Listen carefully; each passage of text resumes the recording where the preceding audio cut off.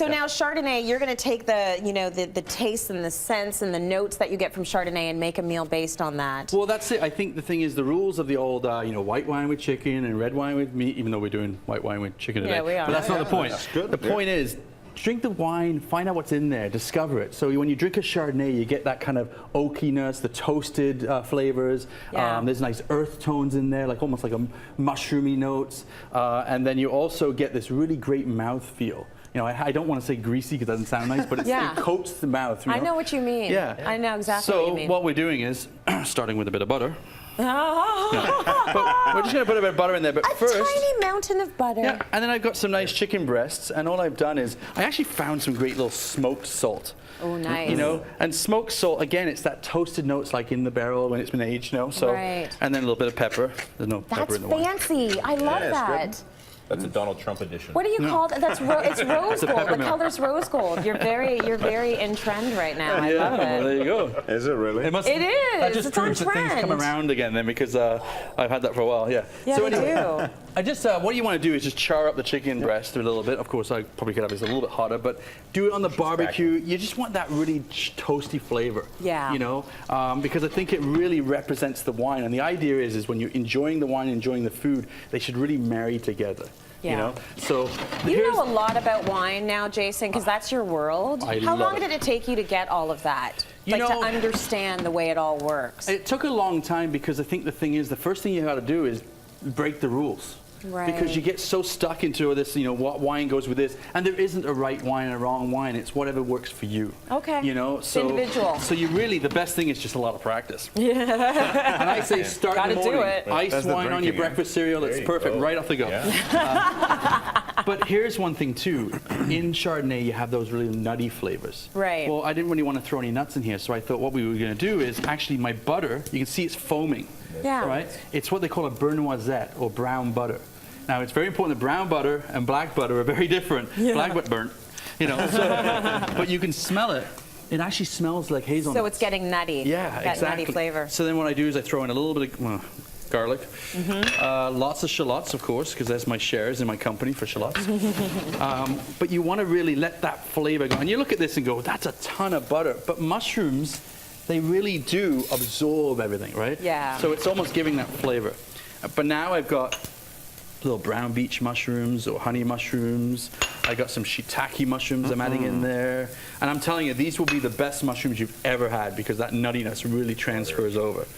Oyster mushrooms. Butter mushrooms. Yeah, a little bit of rosemary. Again, those earthy notes that are in the wine, right? So, the herbaceousness.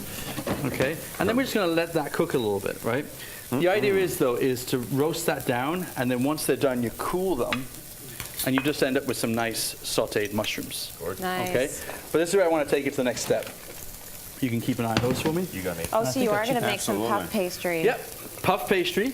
And actually, the walnut pesto would be amazing on there. Yeah, that would be cool. Yeah, a little bit on there. Yeah. But then you just take your cooked mushrooms and you just sprinkle them all over top like this, And you chill them down first because it helps you to make sure you've got the right cooking time. You don't want the pastry to be too warm. Okay. Oh, hello. My oven's saying hello. It's in temperature. There you go. And then I've got apricots. Fresh apricots are going to be here any minute now. Yeah. But until then, you can even use dried apricots and just put some over top. You can even, and that's a little bit of the fruit flavor coming through. And this is savory, right? Yeah. But even though it's savory, I'm going with some honey. A little bit of sweet. Look at that. Beautiful. Bee juice. Just a little bit there. But then to capture that mouthfeel of the wine, this is where the great cheese comes in. You got a real great triple cream brie. I've been eyeing that for Is this on your menu at Peller? We actually serve this. Can I order 17 of those, please? Yeah, but this would great with chicken, but it goes great with scallops, salmon, whatever you want, right? And then all you do is you take this, throw that in the oven. Now, actually, sorry, I've gone ahead of myself here. Yeah. You want to bake that without the cheese first. Are you sure? Yeah. Yes. I was eager with the cheese. Yeah. Fine. Bake it for about 5 or 6 minutes just to get it going, and then you put this on. So what you end up with is that. And then you put your cheese on. Look how glamorous it looks now, right? And the only reason for that is because you don't want the cheese to be too melted. Right. Yeah. But then what you get? Look at this guy. Coming out. You got it? Beautiful. It's a beauty. Isn't that awesome? Oh, that's nice. And then let's take a look at our chicken. How are they doing? Ooh, they're getting there. Oh, yeah. A little char. Yep. There we go. Beautiful. Can do it a little darker, but that's still going to taste pretty. Oh, that's there you go. Look at that. We want Right? caramelization. Yeah. So again, though, I've just done these ones right on the barbecue, and then what I do is I just basically slice these down. Now, you can serve it on the side. Like I said, you could serve it with scallops or salmon, but I just think the chicken really works well with the Chardonnay again. So you're looking for a taste that's almost mimicking the taste of the wine. Would you ever go for a taste that goes against the taste of the wine? Definitely. Yeah, okay. You know, so it works both ways. You want to do complementary and contrast. This is a complementary pairing. Contrast would be something like if you like spicy food, Yes. then go with something that's a little sweeter. Like a Riesling I'm always or- about ice wine, you know, but even a Gewürztraminer or something like that, because it's great with the spice. But what happens is the sweet and the spice, or the heat, neutralize each other, and you actually get all the flavors that are behind it. Okay. So it's I really- can never say Gewürztraminer. Neither can I. We just say Gewürz. Like I want to drink Yeah. it when I go to the store, but I can't order it because I can't say it. Gewürztraminer. If you want to sound like a professional, just say, oh, I'll take a bottle of Gewürz. Gewürz. Yeah, 'cause that's that's what what I'm the going to do industry from says. now Yeah, on. that's what- you know, Okay. there you go. Let's Yeah. go to break. That recipe on our website, cityline.ca. More coming up.